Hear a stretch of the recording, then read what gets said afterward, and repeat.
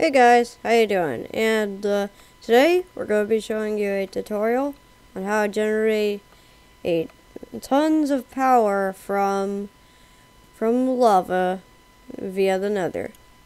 So you're going to need most of these items.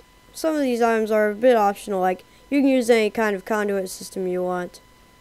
In fact, I probably want to go into creative mode and duplicate some of these. Darn it, come on. Okay, let's get rid of that. Alright. So, I have my tools right here. Just in case like anything sneaks up on me, I can hit them with this manual and broadsword. And yeah, we got a bunch of stuff, including like fluid ducts. That's not really like too important. Well, I just gave a random number for tanks, and the ones that are 64 are optional. You can use a different like conduit system, as I mentioned.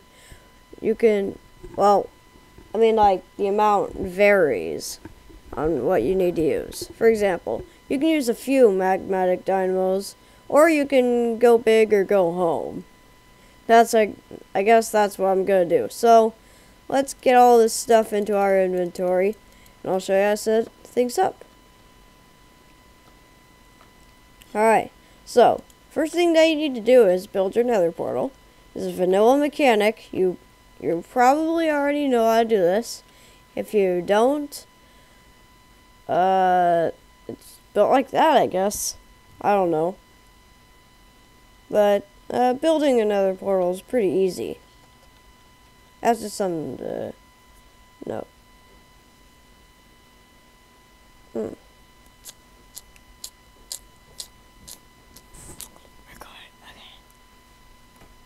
Oh, I just love the taste of pears. Sorry, a little off topic. I eat them right after I'm finished with this. So, I build markers on where I need to go. And yeah, I built a little bridge, and right here. Should be around right here. And let's take off my quantum legs, because I want to be running around and accidentally fall in the lava. So, let's mine that.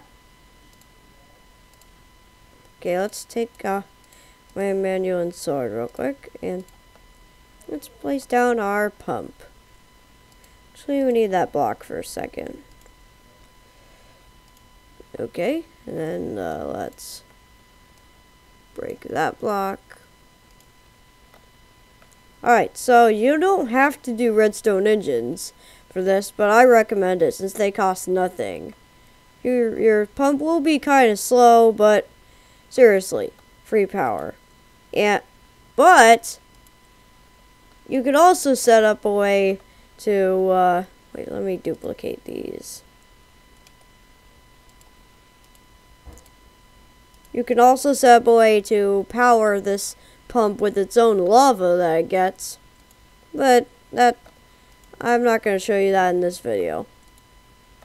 So let's put this ender tank right there.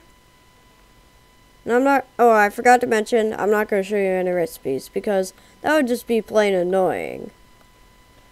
I don't like I'm not a big fan of seeing the recipes because well, unless they require lots of steps, but this is just a tutorial. You can find out how to make these somewhere else. Also, okay, got all of our stuff. And once we flick these levers, we should get going. Alright, let's flick all of those, and we should be getting lava. Let's take a look. Can't really take a good look in survival, so... Oh, yeah, there's a tube. Should be pumping lava.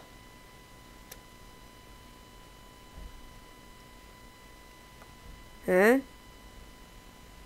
Is it working? Is this thing working? Please be working. Come on.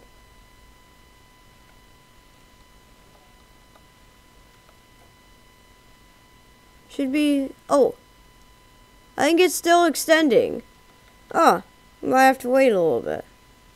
But while we're waiting... Oh yeah, there's the lava. and let's go set up our overworld thing. Alternatively, you can set up a lava-based thing in the Nether and pump like the energy through a tesseract or dimensional transceiver, but nah, let's not do that. It's a little too complicated. Alright, now with your second ender tank that you should have. Sorry. Okay, let's duplicate more of these fluid ducts. Seriously. We need to make a 64 stack in the first place. Place our rest of our quantum armor. And guys, be sure to tell me if you want to see this series or not. You can customize how big the tank is. I just chose 12. Alright. We go and switch that wheel so you don't have to pump it in through other means. So yeah, you got your lava tank. Pretty good. Now, next part is to pump it into the dynamos. Can't do anything with that lava unless... Oh, you can do other things with that lava. Okay. Yeah, it was probably because I'm using Faithful, and it might have taken... I don't know what's going on. So I'll place a ton of these. I'm going to use an example setup with tons of like magmatic dynamos. Place that right there. Let's just place them all along here. And with these all these dynamos to power, it might be a good idea to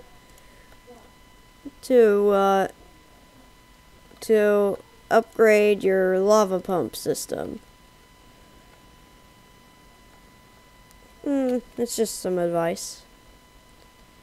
Nice. Now we used a bunch of those, and I'm using redstone energy conduits. These transfer about 80 RF per tick.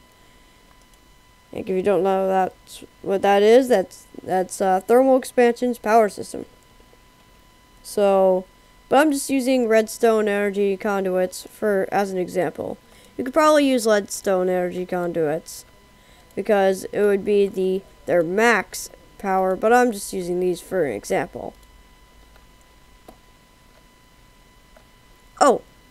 Oh, darn it. Let me mine these real quick. Yep. Let's mine that and that. Alright. So, darn it. Need some space for the lever. Turn this on. Also, this is a crescent hammer. You can use any kind of wrench too, but you gotta right click the tip to turn to extract mode and flick a lever, and it should be powering our dynamos. So yeah, let's just hook up all these dynamos, and yeah. Yeah, we got our power. I got the power. Okay. Okay, so you want to pump this energy. I don't know if that's the right word to use, but pump it into some kind of storage for energy. I want to use the capacitor banks because I like those. They can store a lot. And our multi-blocks. You can also use energy cells from thermal expansion, another favorite of mine. And yeah, it's pretty good. And it's taking in a lot of energy. Yeah, it can hold a lot. And what's cool about these is that if you're using this for other reasons, the more blocks it has, the bigger, the more power it can not only hold, but it can also hold it can also take in tons of energy. So yeah, that's basically your setup. So I hope you enjoyed this video. Hope you really did. And I'll see you next time. Bye. Yeah. Oh, yeah. Okay.